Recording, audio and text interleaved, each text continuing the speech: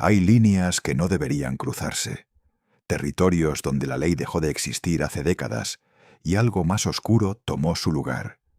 Estos son 7 relatos de personas que trabajaron, vieron o quedaron atrapadas en el mundo del narcotráfico mexicano. Lo que vivieron no aparece en las noticias. Algunos sobrevivieron, otros nunca regresaron del todo. Relato 1. Me llamo Daniel Ortega. Tengo 29 años y llevo 3 viviendo en Monterrey bajo otro nombre. Lo que voy a contar pasó en Tamaulipas hace 4 años, cuando trabajaba como halcón para un cartel que no voy a nombrar. Mi trabajo era simple: vigilar una carretera secundaria entre Reynosa y San Fernando. Avisaba por radio cuando pasaban militares, estatales o gente sospechosa. Me pagaban 3,000 pesos a la semana. No era mucho, pero en mi rancho no había nada más. Trabajaba con otro halcón, un tipo mayor llamado Memo. Él llevaba años en eso, conocía a todos los jefes, sabía cómo moverse, cuándo hablar y cuándo callarse. Me enseñó todo: dónde esconderme, cómo identificar patrullas encubiertas, qué señas usar por radio. Memo tenía reglas propias. Nunca fumaba en el puesto, nunca prendía el celular, nunca se dormía. Y nunca preguntaba por qué vigilábamos lo que vigilábamos. Lo que ves aquí se queda aquí, me dijo la primera semana, y lo que escuches lo olvidas antes de llegar a tu casa. Seguí esa regla durante meses sin problemas. Una noche de octubre nos mandaron vigilar un tramo nuevo, una brecha de terracería que conectaba con un rancho abandonado. Nos dijeron que era temporal, solo por esa semana. Llegamos como a las 9 de la noche. El lugar estaba completamente oscuro. No había casas cerca, ni luz de postes, nada. Memo estacionó su camioneta entre unos árboles. Nos quedamos ahí esperando. Pasaron 2 horas sin que pasara nadie. El silencio era absoluto. Ni grillos, ni viento, nada. Yo me estaba quedando dormido cuando Memo me tocó el hombro. «Mira», dijo señalando hacia el rancho. Había una luz adentro, una luz tenue que se movía como una vela. No debería haber nadie ahí. El rancho llevaba años abandonado. Todo mundo lo sabía. «¿Quiénes son?», pregunté. Memo negó con la cabeza. «No sé, pero no deberíamos estar aquí». Sacó su radio para reportar. No funcionaba. Lo prendió y apagó varias veces. Nada, ni estática. Intentó arrancar la camioneta. No encendió. Lo intentó 3 veces más. Nada. La batería estaba bien. Acabábamos de cargar gasolina. No tenía sentido. Revisó los cables bajo el tablero. Todo conectado. Golpeó el volante frustrado. La luz del rancho se apagó. Nos quedamos en silencio esperando. Memo sacó su pistola, una .38 que siempre traía. Yo no llevaba nada. Nunca me dieron arma. Entonces escuchamos pasos. Venían desde el rancho hacia nosotros. Pasos lentos, arrastrando algo pesado. El sonido era claro en ese silencio muerto. Se acercaban. Memo apuntó hacia afuera con la linterna. La encendió. No había nadie. Los pasos seguían acercándose, cada vez más cerca. Podíamos escucharlos claramente sobre la tierra seca, arrastrando, deteniéndose, continuando, pero no había nadie visible. «Arranca esto ya», le dije a Memo con la voz quebrada. Lo intentó de nuevo. El motor tosió otra vez. Arrancó finalmente. Salimos de reversa tan rápido que casi nos volteamos. Memo manejó por la brecha sin luces hasta llegar a la carretera principal. No hablamos durante todo el camino de regreso, pero esa noche no terminó ahí.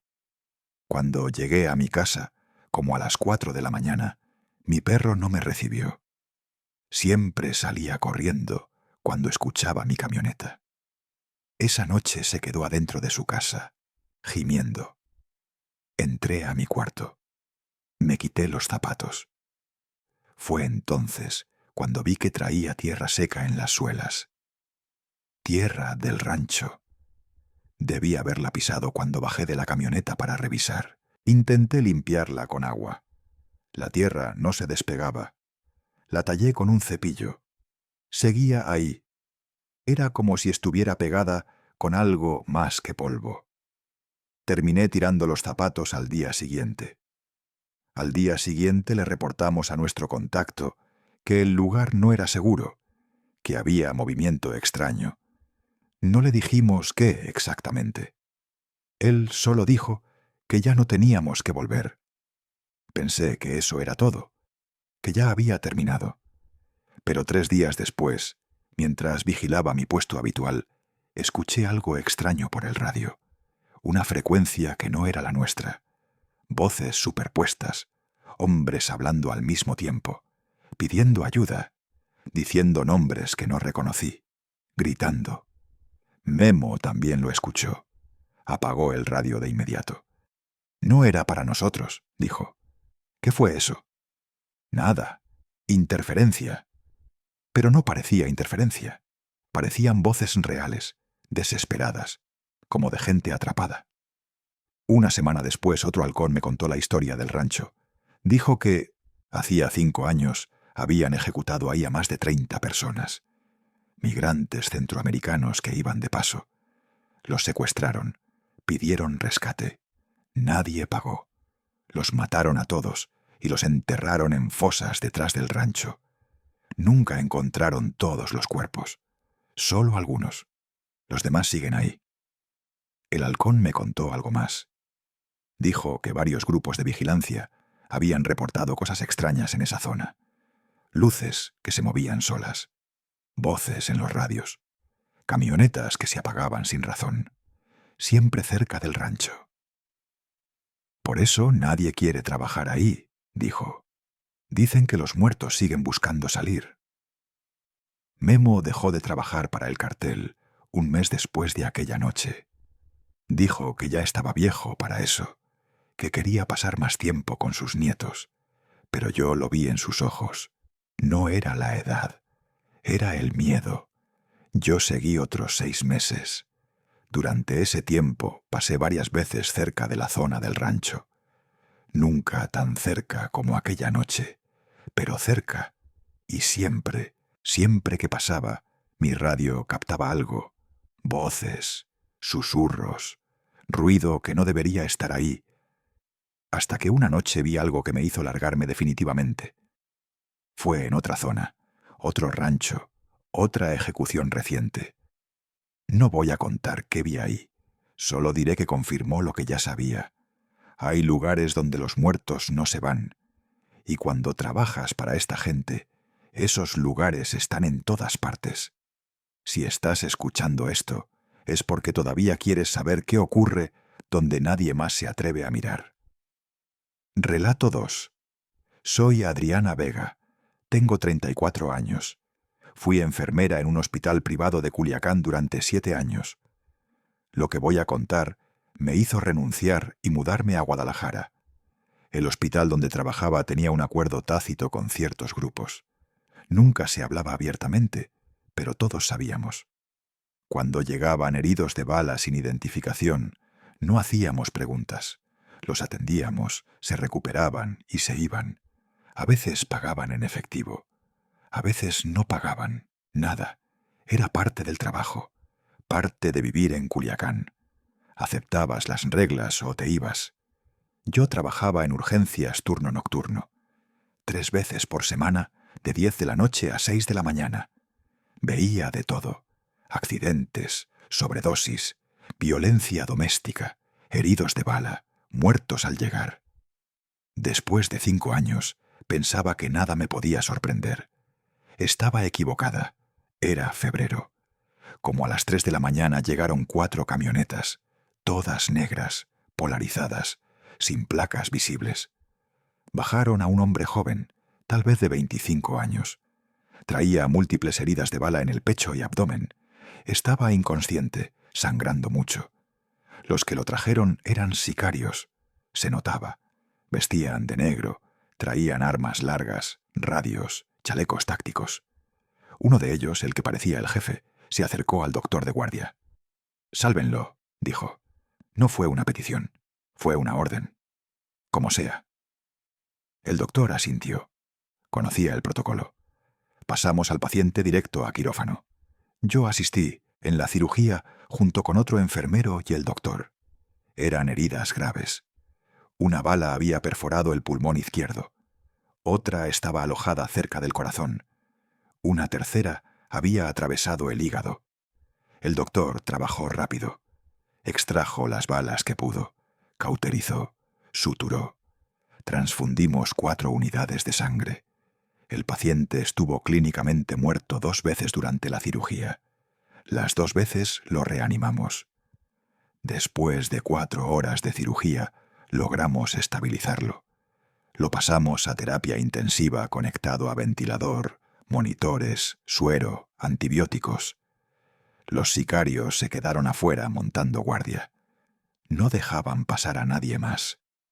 El paciente estuvo en coma inducido 3 días. Yo estaba asignada a monitorearlo en el turno nocturno. Revisaba sus signos vitales cada hora, administraba medicamentos, cambiaba vendajes, ajustaba el ventilador. Era rutina. Lo había hecho cientos de veces con otros pacientes.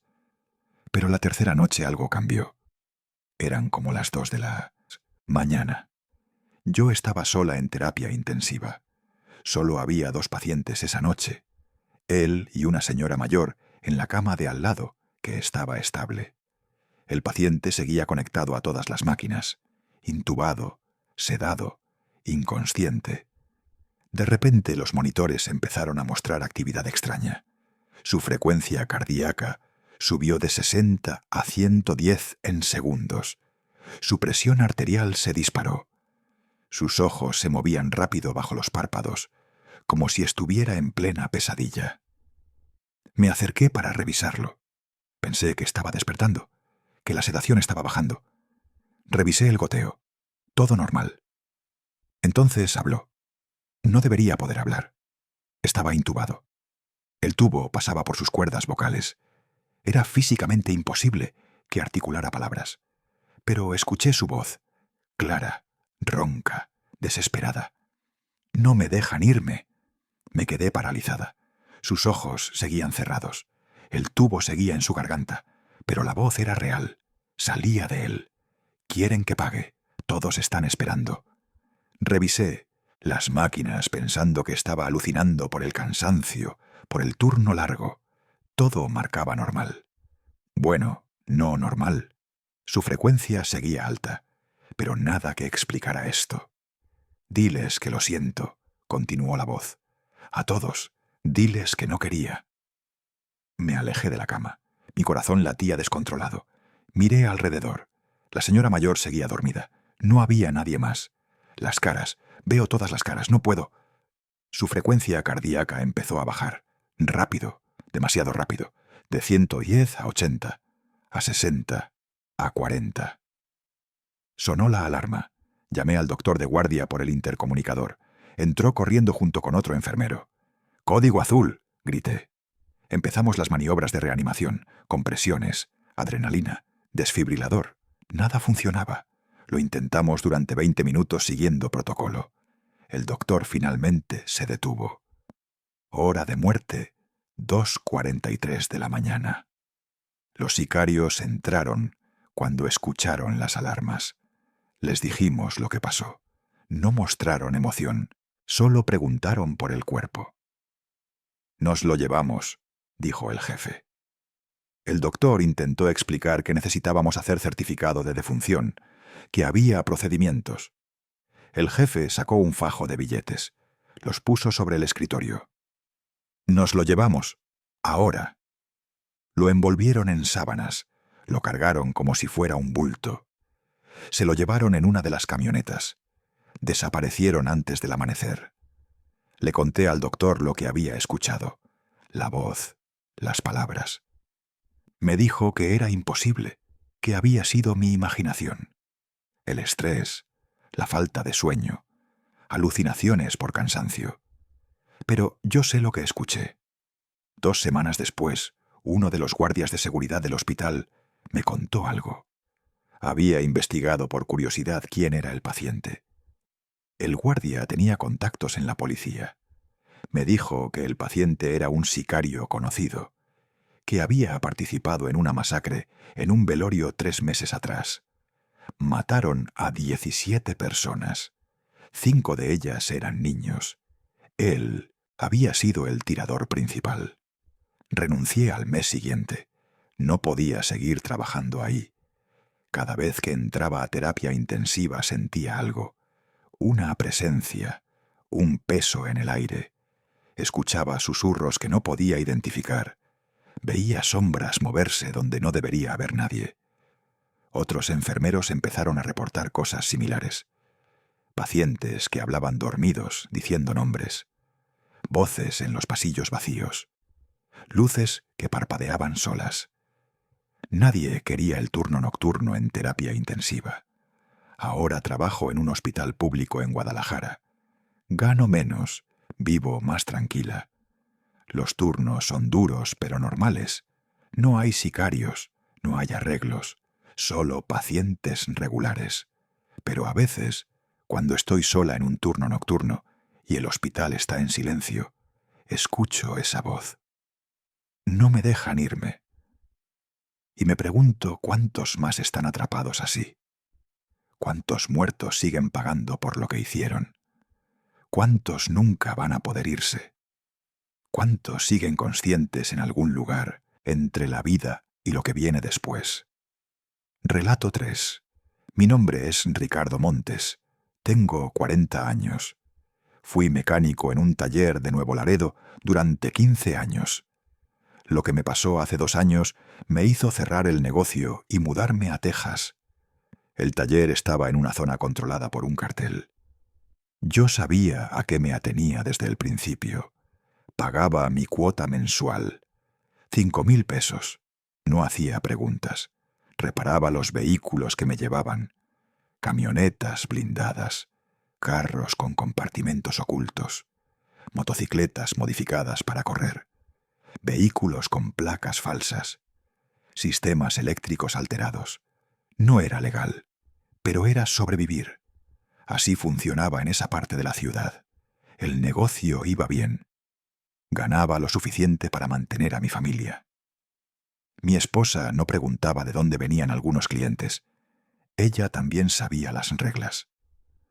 Un día de agosto, como a las 4 de la tarde, llegó una Suburban negra, nueva, polarizada, brillante. La manejaba un tipo joven, nervioso, sudando. Me pidió que le hiciera un servicio completo urgente. Dijo que la iba a usar esa misma noche. Le dije que normalmente tardaba 2 días en un servicio completo. Me ofreció el doble de pago si la terminaba en 4 horas. Acepté. Le dije que estaría lista a las 8. El tipo se fue caminando. No pidió taxi, no llamó a nadie. Solo se fue a pie, lo cual era raro. Me puse a trabajar. Mandé a mi ayudante a cerrar temprano y hacer el trabajo yo solo. No quería testigos si había algo raro. Cambié el aceite, revisé frenos, filtros, suspensión, rotación de llantas, todo normal. La camioneta estaba casi nueva. Apenas traía 5,000 kilómetros. Fue cuando abrí la cajuela para revisar la llanta de refacción que lo vi.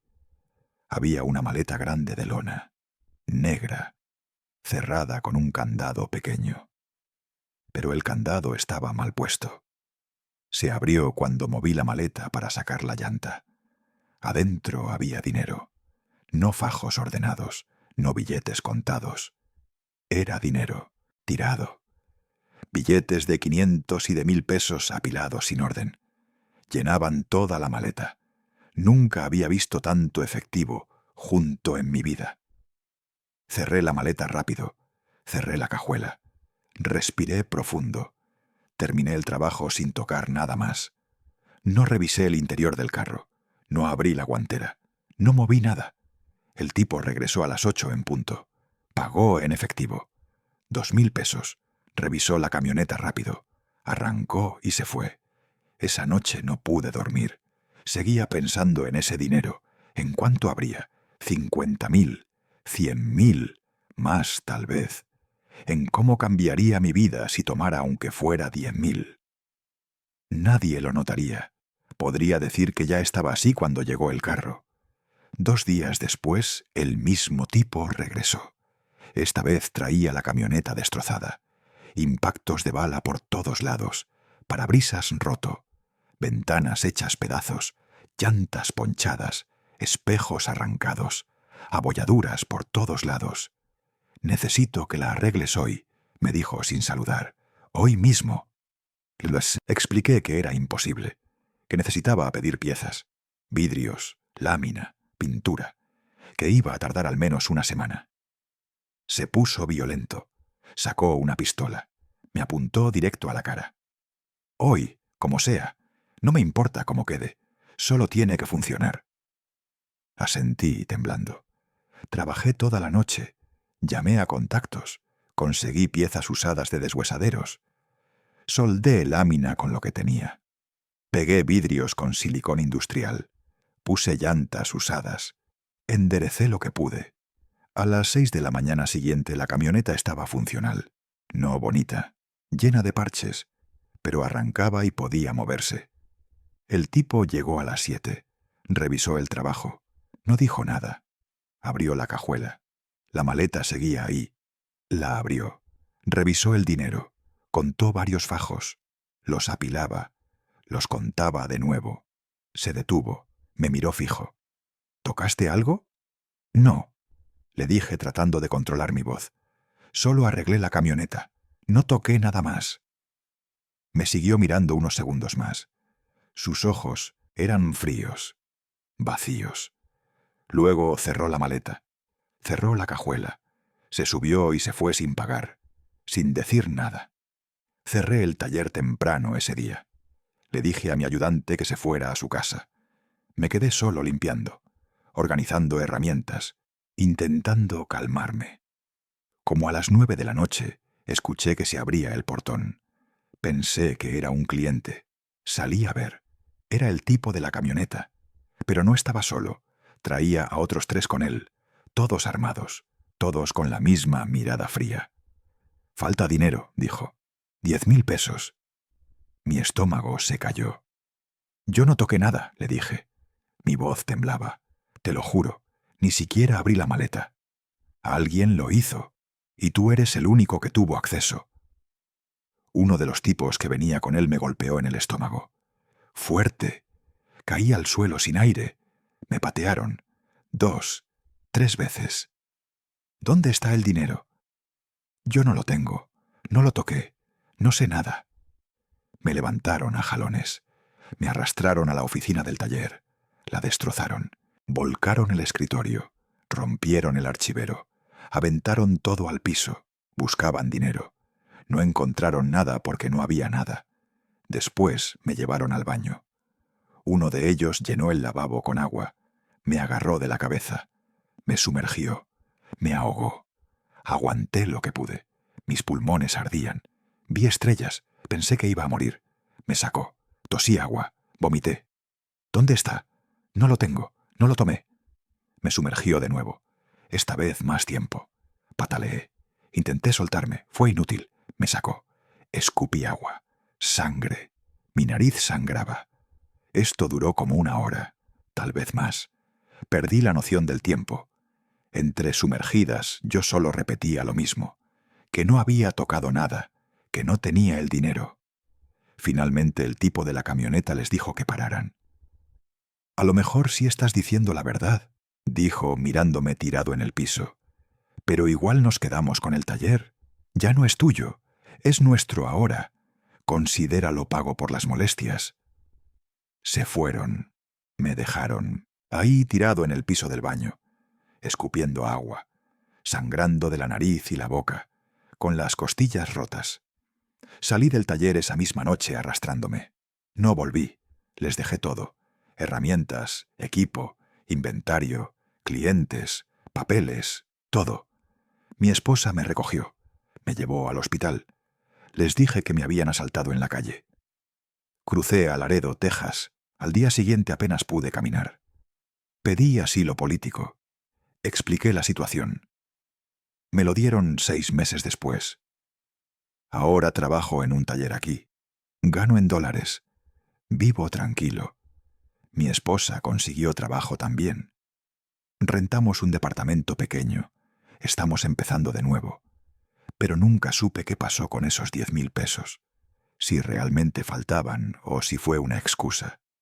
Si alguien más tuvo acceso a la camioneta entre la primera vez que vino y la segunda. Si el mismo tipo se los robó y necesitaba un culpable. Lo único que sé es que vi algo que no debía haber visto. Y cuando ves algo que no debes, no importa si tocaste o no, no importa si tomaste algo o no, igual pagas, siempre pagas. Hay cosas que solo se cuentan en la oscuridad, aquí, donde nadie más puede escuchar. Relato 4. Me llamo Esteban Ruiz. Tengo 37 años. Durante 3 años fui chofer de un jefe de plaza en Michoacán. No voy a decir qué cartel. No voy a dar nombres. Solo voy a contar lo que vi. Mi trabajo era llevar al jefe a donde necesitara ir. Reuniones, casas de seguridad, ranchos, pueblos cercanos. A veces cruzábamos hasta Jalisco o Guanajuato para encuentros con otros jefes. Pasaba más tiempo con él que con mi propia familia. Aprendí a leer su humor, cuándo hablar, cuándo callarme, cuándo manejar rápido y cuándo despacio, cuándo tomar rutas alternas. Ganaba bien, 30.000 pesos al mes más bonos. Me dieron camioneta nueva, celular, credenciales falsas. Me respetaban en mi colonia. Nadie se metía conmigo ni con mi familia. Pero había reglas estrictas. La más importante era nunca preguntar. Si veía algo, lo olvidaba. Si escuchaba algo, no lo repetía. Si pasaba algo frente a mí, nunca pasó. Durante 2 años seguí esa regla sin problemas. Vi cosas, escuché cosas, pero las olvidé todas. Pero en el 3er año empecé a notar algo raro. El jefe tenía una ruta que recorríamos cada 15 días. Siempre la misma. Salíamos de Morelia a un rancho en la sierra, carretera federal hasta cierto punto. Luego brecha, luego terracería. Al final, un camino de tierra casi invisible. Siempre de noche, siempre después de las 10, siempre solos. Nunca llevaba escoltas a ese lugar. Nunca avisaba a nadie a dónde íbamos. La primera vez que fuimos, hace como 1 año y medio, me ordenó que lo esperara afuera en la camioneta. Motor encendido, listo para salir. Se metió al rancho. Tardó como 2 horas. Cuando salió se veía diferente. Pálido, sudando, temblando un poco. No habló en todo el camino de regreso. 2 horas de silencio completo. Así fue durante meses.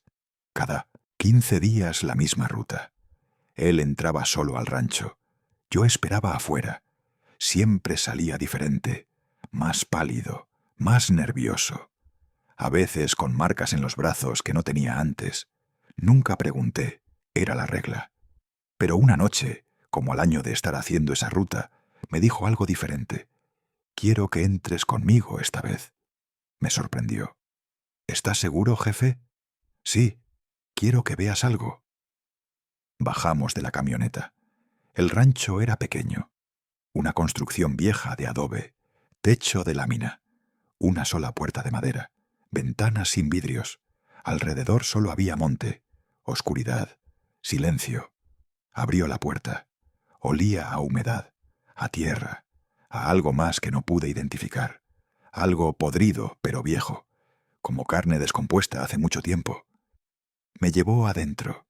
Había una habitación principal, vacía, solo tierra en el piso, paredes de adobe agrietadas. En un rincón había restos de una fogata antigua. Al fondo había otra puerta, más pequeña, cerrada. «Aquí es», dijo el jefe señalando esa puerta. La abrió. Adentro había un cuarto pequeño, sin ventanas, oscuro. Prendió una lámpara de aceite que estaba en el piso. Lo que vi me revolvió el estómago. Era un altar, pero no como los que conocía.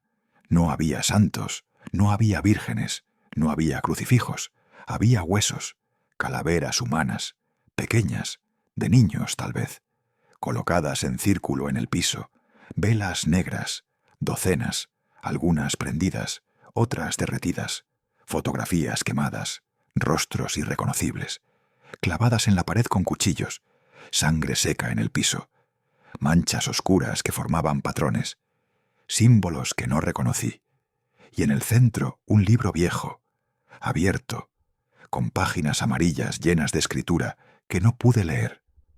«Aquí es donde pedí poder», dijo el jefe con voz tranquila. «Hace 10 años, antes de ser alguien». Me quedé callado. No sabía qué decir. No quería saber más. «Hice un trato», continuó. «Me dieron todo lo que pedí. Territorio, respeto, dinero, protección. Pero tengo que volver cada 15 días. Tengo que renovar el pacto». «¿Pacto con quién?», pregunté, aunque no quería saber la respuesta. Me miró fijo. Sus ojos se veían diferentes en la luz de la lámpara, más oscuros, más profundos. «Con lo que vive aquí, con lo que nunca se fue». Cerró la puerta del cuarto. Salimos del rancho. No hablamos en el camino de regreso, pero mis manos temblaban sobre el volante. Esa noche no dormí. Seguía viendo las calaveras, la sangre, los símbolos. 2 días después el jefe me llamó.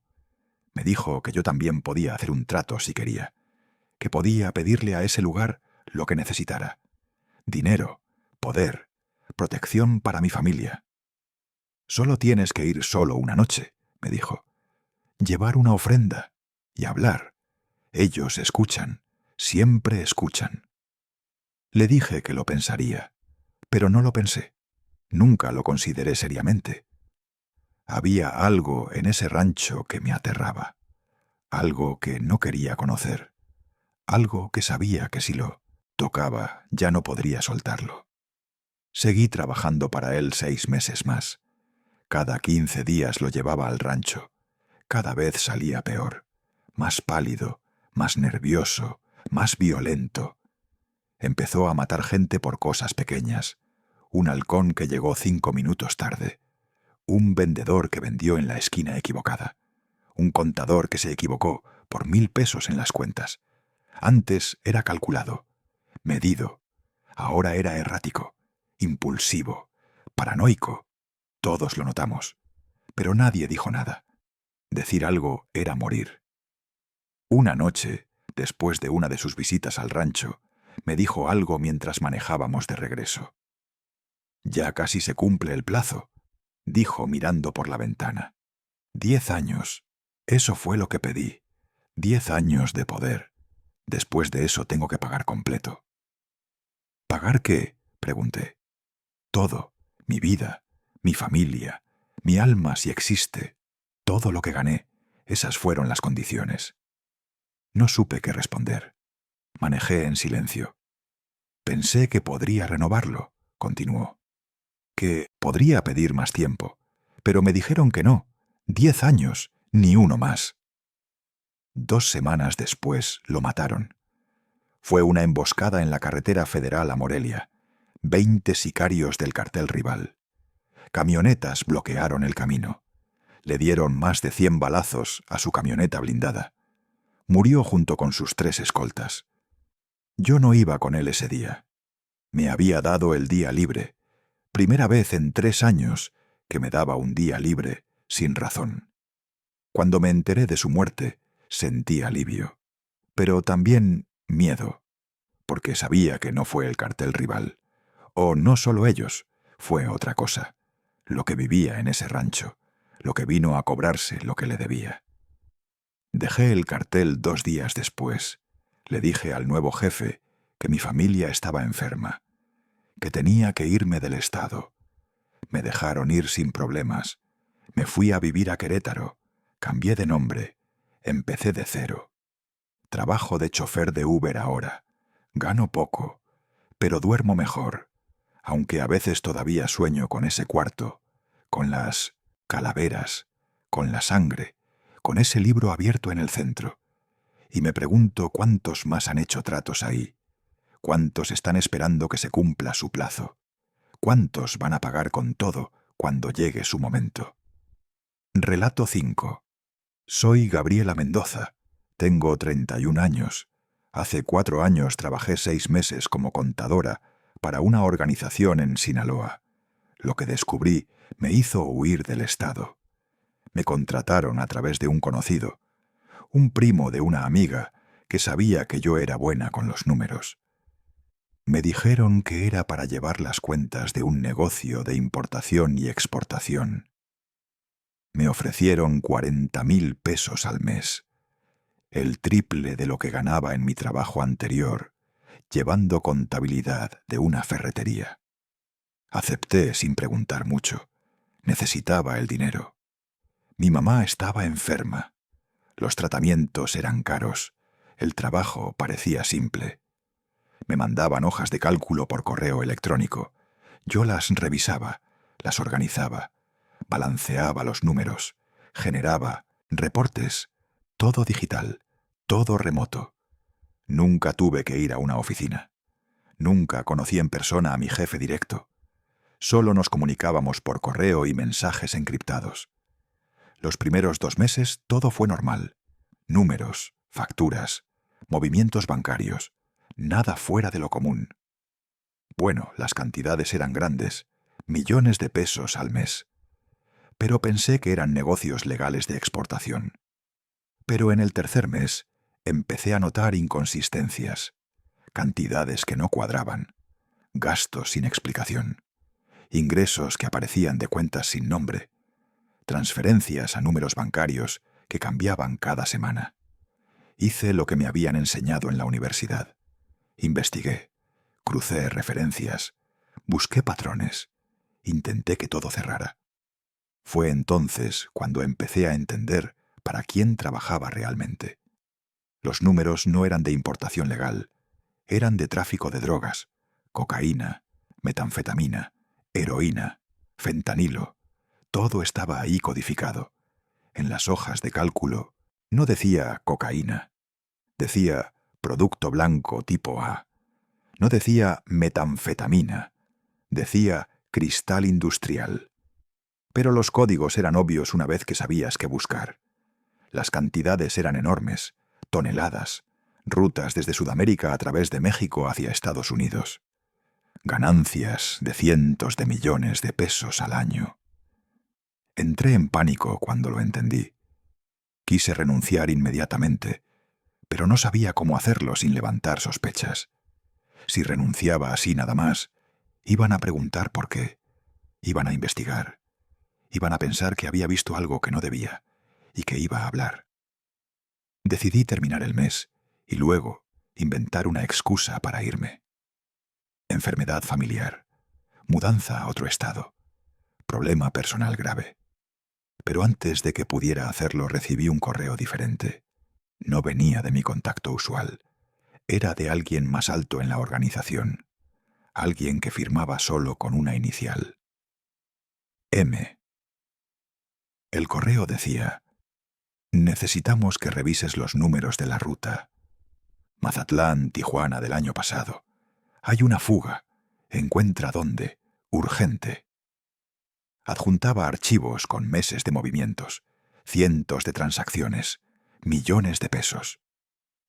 Pensé en no hacerlo, en decir que no pude encontrar nada, pero tenía miedo. Si no hacía el trabajo, iban a sospechar. Trabajé durante una semana completa revisando todo, días enteros frente a la computadora. Apenas dormía, apenas comía. Encontré la fuga. Alguien había estado desviando dinero, pequeñas cantidades cada vez, 5,000 aquí, 10,000 allá. Pero durante un año sumaban casi 2 millones de pesos. Identifiqué de qué cuentas salía el dinero. Rastreé hacia dónde iba. Era alguien interno, alguien con acceso a las rutas y a los sistemas. Identifiqué 3 cuentas sospechosas. Las marqué en mi reporte. Expliqué el patrón. Mostré las evidencias. Envié el reporte. 2 días después recibí un bono de 50,000 pesos depositado directo en mi cuenta y un mensaje corto. Excelente, a trabajo, M. Pensé que eso sería todo, que mi trabajo había terminado ahí, pero una semana después vi en las noticias que habían encontrado un cuerpo en las afueras de Mazatlán. Un hombre de 34 años, ejecutado, torturado, desmembrado, dejado en bolsas de basura en un terreno baldío. Vi la foto borrosa en las noticias. Leí el nombre. Lo reconocí inmediatamente. Era el dueño de una de las cuentas que identifiqué. Vomité. Lloré durante horas. No pude dormir durante días. Yo lo había marcado. Yo lo había señalado. Yo había firmado su sentencia de muerte. 2 días después encontraron otro cuerpo. Otra ejecución. Otro de los nombres de mi reporte. Una semana después encontraron al tercero. Mismo patrón. Tortura. Ejecución. Mensaje. Los habían matado por el dinero que robaron, por la fuga que yo identifiqué. Intenté renunciar por correo. Escribí un mensaje diciendo que tenía problemas familiares graves, que necesitaba concentrarme en eso. Nunca recibí respuesta, pero seguí recibiendo trabajo, más hojas de cálculo, más números, más reportes. Tenía demasiado miedo para dejar de responder, demasiado miedo para ignorarlos. En el 6.º mes recibí otro correo de M. Buen trabajo estos meses. Has demostrado ser valiosa. Hemos decidido ascenderte. Necesitamos que te mudes a Culiacán para trabajar presencialmente con el equipo financiero. Te esperamos el lunes. Esa noche empaqué una maleta. Saqué todo el efectivo que tenía ahorrado. 30.000 pesos. No era mucho, pero era todo. Borré todos los correos. Formateé mi computadora. Destruí el chip de mi celular. Compré otro con identificación falsa. Me fui a la central de autobuses a las 3 de la mañana. Compré un boleto a Ciudad de México. Pagué en efectivo. Desaparecí. Cambié de número. Cerré mis redes sociales. No volví a contactar a nadie de Sinaloa. Ni amigos, ni familia. Nadie. Le dije a mi mamá por teléfono público que tenía que irme, que no podía explicar por qué, que no me buscara, que no dijera a nadie que había hablado conmigo. Durante 6 meses viví con miedo constante. Cada auto que se estacionaba cerca de donde vivía, cada persona que me miraba en la calle, cada llamada de número desconocido. Pero nunca vino nadie, nunca me buscaron. Supongo que no fui lo suficientemente importante para ir tras de mí, o tal vez pensaron que estaba muerta. Ahora trabajo en una oficina de contabilidad normal, pequeña, aburrida. Gano 12.000 pesos al mes. Llevo las cuentas de tienditas, restaurantes, negocios locales. Vivo normal, tranquila, invisible. Pero cada vez que veo números en una hoja de cálculo, pienso en aquellos 3 hombres, en sus fotos, en las noticias, en cómo mi trabajo los mató. Los números no son solo números. Detrás de cada cifra hay decisiones, consecuencias, vidas. Y cuando trabajas para esta gente, esas vidas dependen de tu precisión, de lo que encuentras, de lo que reportas. Yo encontré una fuga y 3 personas pagaron con todo por ella. Algunos nunca regresan, pero las historias siguen saliendo. Relato 6. Mi nombre es Joaquín Herrera. Tengo 45 años. Fui comandante de policía municipal en un pueblo de Guerrero durante 12 años. Lo que voy a contar es la razón por la que ya no soy policía. Nuestro pueblo tenía 5.000 habitantes. Tranquilo, rural, lejos de las ciudades grandes. Pero estaba en una ruta importante entre Acapulco y Chilpancingo. El cartel que controlaba la zona usaba esa ruta para mover mercancía. Drogas hacia el norte, armas hacia el sur, dinero en ambas direcciones. La mayoría de los comandantes de la región tenían arreglos con ellos. Yo también. No voy a mentir sobre eso. Nos pagaban para no meternos en sus asuntos. para mirar hacia otro lado cuando pasaban sus convoyes, para avisarles cuando venían federales o militares. 5.000 pesos al mes para cada comandante. Más bonos cuando hacíamos trabajos especiales. No estoy orgulloso de eso.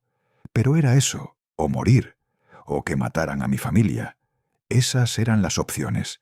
Así funcionaba en esa región, en muchas regiones. La mayor parte del tiempo el arreglo funcionaba bien.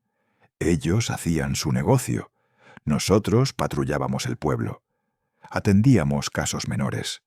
Robos, pleitos entre vecinos, accidentes de tránsito, violencia doméstica. Cosas normales de pueblo. Cosas que podíamos manejar. De vez en cuando nos pedían favores especiales. Escoltar un cargamento por el pueblo. Detener a alguien por unas horas hasta que vinieran por él. Entregar un mensaje a alguien. Cosas pequeñas. Cosas que podía hacer sin peso en la conciencia. Pero un día me pidieron algo diferente. Me llamó uno de los jefes de la plaza. Un tipo al que solo conocía como el Gordo. Me dijo que necesitaban que fuera a un rancho en las afueras, que llevara mi patrulla, que fuera solo, que no le dijera a nadie. Fui. No tenía opción. Cuando te llaman, vas. El rancho estaba a media hora del pueblo, alejado, sin vecinos cerca.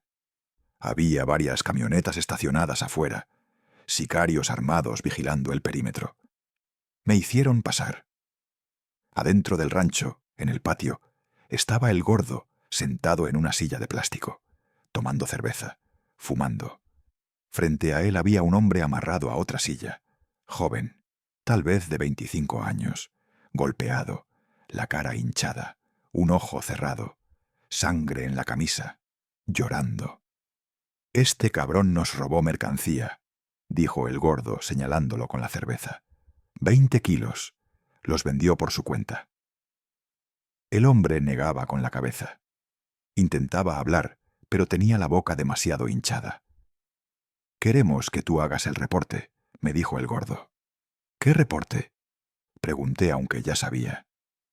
«El reporte de que lo encontraste muerto en la carretera. Suicidio. O atropellado por un coche que se dio a la fuga. Tú decides qué suena mejor». Entendí perfectamente lo que me estaban pidiendo. Encubrir una ejecución. Falsificar un reporte oficial. Usar mi placa y mi uniforme para limpiar su trabajo. «No puedo hacer eso», dije. Mi voz sonó más débil de lo que quería. El Gordo se levantó. Caminó hacia mí despacio. «Claro que puedes. Lo has hecho antes. ¿O ya se te olvidó cuando te pedimos que reportaras aquel accidente como suicidio hace 2 años? Tenía razón. Ya lo había hecho. Hace 2 años me pidieron cambiar un reporte. Un hombre que apareció colgado en su casa. Lo reporté como suicidio, aunque sabía que lo habían matado. Pero eso fue diferente. Solo cambié palabras en un papel. Nunca vi la cara de la víctima. Nunca estuve ahí cuando pasó. «Este es diferente», dije. «Yo no puedo». No terminé la frase. Uno de los sicarios le disparó al hombre en la cabeza. Así, sin aviso. El cuerpo cayó de la silla. La sangre salpicó el piso de cemento. Me quedé paralizado. Mis oídos zumbaban por el disparo. El olor a pólvora llenó el patio. «Listo», dijo el Gordo como si nada. «Ahora escribe tu reporte». Me temblaban las manos. Uno de los sicarios me dio una libreta y una pluma.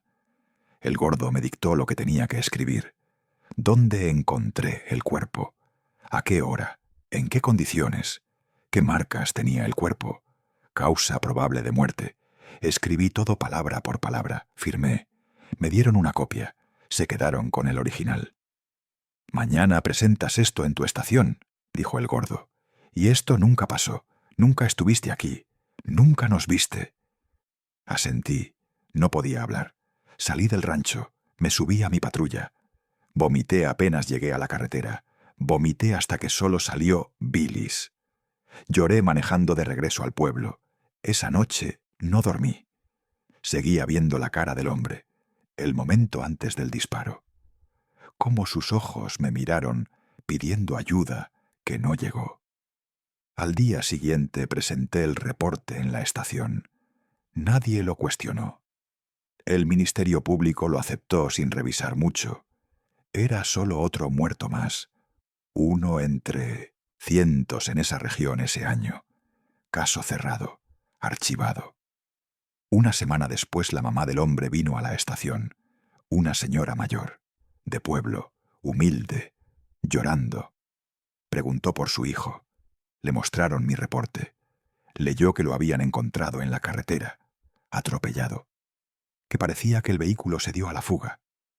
Me buscó. Me preguntó si había sufrido, si había dicho algo antes de morir, si había muerto rápido. Le mentí. Le dije que había muerto en el acto, que no sufrió, que probablemente no sintió nada. Ella lloró. Me dio las gracias por hacer mi trabajo, por intentar encontrar al responsable. Me dio las gracias. Esa fue la gota que derramó el vaso. Renuncié 2 semanas después. Inventé una enfermedad. Problemas de corazón. El doctor del pueblo me dio un certificado falso. Me jubilaron anticipadamente. Me fui del pueblo. Me mudé con mi familia a otro estado, a una ciudad donde nadie me conocía. Ahora trabajo de guardia de seguridad en un centro comercial. Gano una cuarta parte de lo que ganaba de comandante. Vivimos ajustados. Mi esposa trabaja también. Apenas nos alcanza. Pero duermo un poco mejor. No mucho, pero mejor que antes, porque todavía veo esa cara, ese momento, esa madre llorando, dándome las gracias por mentirle sobre cómo murió su hijo. Y sé que en ese pueblo, y en cientos de pueblos más en todo el país, hay comandantes escribiendo reportes falsos, encubriendo ejecuciones, ayudando a desaparecer gente, traicionando la placa que llevan, porque así funciona el sistema cuando el cartel es más fuerte que la ley. Relato 7. Me llamo Fernando Salazar. Tengo 52 años. Fui dueño de una funeraria en Ciudad Juárez durante 25 años. Lo que voy a contar me hizo cerrar el negocio y jubilarme anticipadamente. Una funeraria en una ciudad violenta tiene mucho trabajo, más del que cualquiera quisiera. Cuerpos todos los días, familias destrozadas, velorios, entierros, cremaciones, ejecutados, accidentes, suicidios, sobredosis. Lo había visto todo. Me había acostumbrado al dolor, a la muerte, a la violencia. O eso pensaba. Hace 3 años, un contacto del cartel me llamó al celular. Era tarde, como las 10 de la noche. Me dijo que necesitaban mis servicios, que tenían un cuerpo que necesitaba ser procesado discretamente. Sin papeles, sin preguntas, sin familia.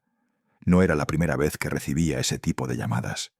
Ya había manejado casos así, cuerpos sin nombre, sin documentos, sin nadie que los reclamara.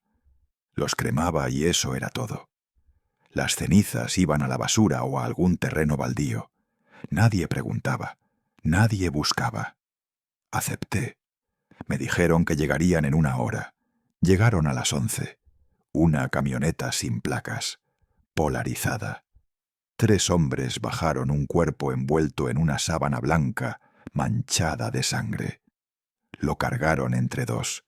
Lo llevaron directo a la sala de preparación en la parte trasera de la funeraria. Cuando desenvolvimos el cuerpo, vi algo que nunca había visto en 25 años de trabajo. Era un hombre de unos 30 años, complexión normal, pero su cuerpo estaba completamente cubierto de tatuajes. No tatuajes normales, no nombres, no fechas, no imágenes religiosas. Eran símbolos extraños, círculos entrelazados, líneas geométricas, figuras que no reconocí, letras en un alfabeto que no era español ni inglés. Cubrían cada centímetro de su piel, brazos, piernas, pecho, espalda, cuello, hasta la cara, y en su pecho, tallado en la piel con algo filoso, reciente, todavía sangrando un poco, había una frase: «El que traiciona paga 2 veces». No era tatuaje, era cortado, grabado con navaja o cuchillo en la carne. Los hombres que trajeron el cuerpo no dijeron nada sobre eso. Solo me dieron instrucciones claras. Cremación inmediata, sin embalsamar, sin preparar, solo cremación. Hoy, ahora. Les dije que tardaría unas horas en calentar el horno crematorio. Me dijeron que esperarían afuera. Preparé el horno, revisé combustible, ajusté temperatura. Mientras el horno se calentaba, preparé el cuerpo. Lo limpié superficialmente, lo puse en la plancha. Fue entonces cuando noté algo más que me perturbó. Sus ojos estaban abiertos, completamente abiertos, mirando al techo. No es raro en sí. A veces pasa. Los músculos se relajan post-mortem y los párpados se abren. Es normal. Pero estos ojos eran diferentes. No tenían la opacidad de los muertos. Parecían estar mirando algo, enfocados, conscientes. Intenté cerrarlos. Pasé mi mano sobre sus párpados. No se cerraron. Lo intenté varias veces. Presioné más fuerte. Nada. Era como si algo los mantuviera abiertos. Finalmente me di por vencido. Decidí proceder con la cremación así. Metí el cuerpo al horno. Cerré la compuerta metálica. Sellé. Encendí el quemador. El proceso de cremación normalmente tarda entre 3 y 4 horas dependiendo del tamaño del cuerpo. Durante ese tiempo, el horno alcanza temperaturas de 1000 grados centígrados. Todo se reduce a cenizas y fragmentos de hueso. Es un proceso silencioso. El horno hace ruido, pero el cuerpo no. Esa noche fue diferente. Después de 1 hora de iniciada, la cremación empecé a escuchar golpes. Venían desde adentro del horno, golpes metálicos, como si alguien golpeara la compuerta desde adentro. Revisé el horno. Todo funcionaba normal. Temperatura estable, presión correcta, llama constante. Los golpes continuaron, más fuertes, más insistentes. Luego empezaron los rasguños, el sonido de uñas o algo filoso raspando el metal desde adentro. Y después escuché gritos, gritos ahogados, como de alguien gritando con la boca tapada o con los pulmones llenos de humo. Sabía que era imposible. El cuerpo estaba muerto. Lo había revisado. No tenía pulso, no respiraba. Estaba frío. Había estado en la morgue del hospital varias horas antes de que me lo trajeran. Y aunque hubiera estado vivo, lo cual era imposible, el fuego a 1000 grados lo habría matado en segundos. No habría forma de estar consciente. Pero los sonidos continuaban. Golpes, rasguños, gritos. Los 3 hombres que esperaban afuera también los escucharon. Entraron a la sala de cremación con caras de preocupación. «¿Qué es eso?», preguntó uno. «El horno», dije aunque no estaba seguro. «A veces hace ruidos, el metal expandiéndose por el calor». No me creyeron. Ellos también escuchaban los gritos. Nos quedamos ahí los 4, en silencio, escuchando. Los sonidos duraron casi 2 horas más, hasta que finalmente pararon. Cuando el horno se enfrió y abrí la compuerta, las cenizas estaban ahí, todo normal. Fragmentos de hueso calcinado, ceniza gris, nada más. Las puse en una urna temporal de cartón. Se la di a los hombres. Se fueron sin pagar, sin decir nada, con caras pálidas. Cerré la funeraria esa noche. No pude quedarme más tiempo ahí. Al día siguiente volví para limpiar. Tenía que limpiar el horno. Es protocolo después de cada cremación. Cuando abrí la compuerta para limpiar el interior, encontré algo que me heló. En la pared trasera del horno, en el metal, había marcas de uñas, arañazos profundos, como si alguien hubiera intentado rasgar su salida desde adentro. Pero eso era imposible. El metal estaba a temperaturas imposibles de tocar. Nadie podría haber tocado esas paredes sin que se le derritieran las manos instantáneamente. Y el cuerpo estaba muerto cuando lo metí. Estaba seguro. Llamé a un técnico para que revisara el horno. Le dije que había un mal funcionamiento, que necesitaba que lo revisara completo.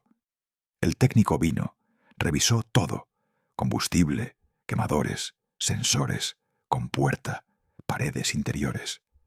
Dijo que el horno estaba funcionando perfectamente, que no había ningún problema mecánico, que las marcas en las paredes eran solo desgaste normal del metal por el uso constante. Pero yo sabía que no eran de desgaste. Eran recientes, eran profundas, eran de alguien intentando salir. 2 semanas después, el mismo contacto del cartel me llamó de nuevo. Me dijeron que tenían otro cuerpo, otro servicio discreto, mismas condiciones. Les dije que no, que ya no podía hacer ese tipo de trabajos, que cerraba ese servicio. Me amenazaron, me dijeron que no podía negarme, que había un acuerdo, que sabían dónde vivía mi familia. Les dije que no me importaba, que no iba a hacerlo, que buscaran a alguien más. Colgué. Esa noche contraté seguridad privada para mi casa. Cerré la funeraria 2 días después. La puse en venta. Se vendió 2 meses después, a precio de remate. Me mudé a Querétaro. Compré una casa pequeña. Me jubilé. Han pasado 3 años, pero todavía escucho esos sonidos, esos golpes, esos rasguños, esos gritos ahogados. Y sé que no era el primer cuerpo así que había cremado. Solo fue el primero que me hizo darme cuenta. En esa ciudad, en esa guerra, hay cosas peores que la muerte. Hay castigos que van más allá del último aliento. Hay rituales que siguen después. Y yo pasé 25 años procesando esos cuerpos. Cientos, miles tal vez. Sin saber que algunos de ellos seguían conscientes, atrapados, pagando por lo que hicieron, no en esta vida, sino en lo que viene después. Hay líneas que no deberían cruzarse, territorios donde lo que gobierna no es humano. Estos 7 relatos son solo una parte, solo lo que se atreve a salir a la luz. Lo demás sigue ahí, esperando, en ranchos abandonados, en hospitales nocturnos, en hornos crematorios, en altares ocultos, en hojas de cálculo, en reportes falsos, en pactos sin nombre. Y cada noche alguien más cruza esa línea sin saberlo.